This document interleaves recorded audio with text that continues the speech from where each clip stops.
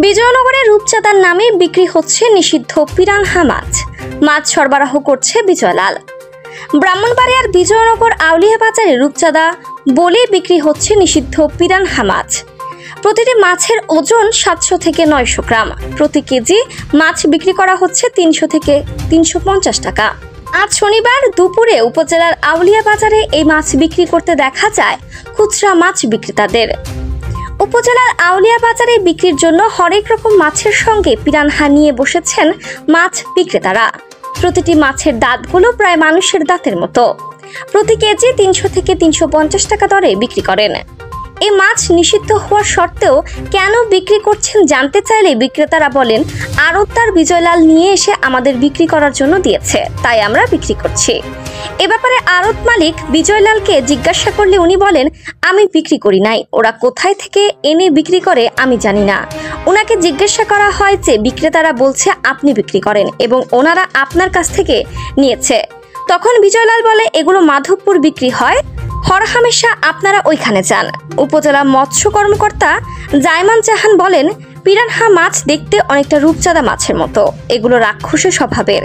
এ মাছ ও জলজ প্রাণীদের খেয়ে ফেলে। এ কারণে সরকার ক্রয় বিক্রয় সম্পূর্ণভাবে নিষিদ্ধ করেছেন। বাজারে বিক্রি হলে আমরা অভিযান পরিচালনা করে আইন অনুসারে ব্যবস্থা গ্রহণ করব। এই মাছ কাটতে আনছো? হ্যাঁ, তার নাম কি? বিজয়লাল এই মাছ বিক্রি করে। নিষিদ্ধ মাছগুলো বাজার আনছে কেটা?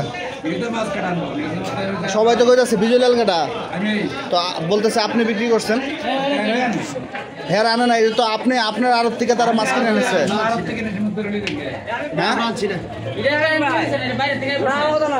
না না মস্কর আমি কিনছি না এই মাছ, না না এই মাছ বিক্রি করা নিষেধ। এই মাছ সরকারি ভাবে নিষিদ্ধ। এই মাছ না না আপনি বিক্রি করে, আপনি তো আড়তদার, আমি তো পুকুরে যাবো না।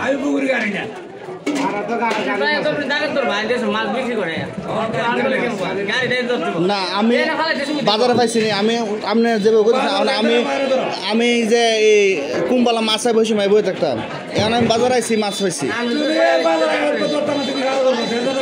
আমি তাদের কাছে জিজ্ঞাসার পরে কইছি আপনি পাচ্ছেন।